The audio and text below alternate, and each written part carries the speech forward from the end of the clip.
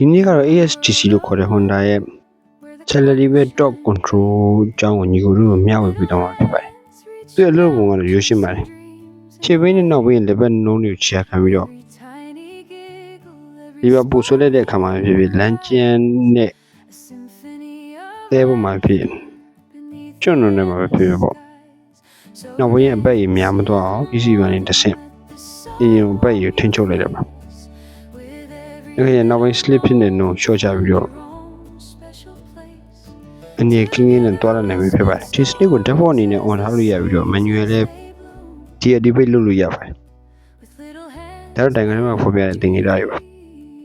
အားလုံးကျေးဇူးတင်ပါတယ်ဗျ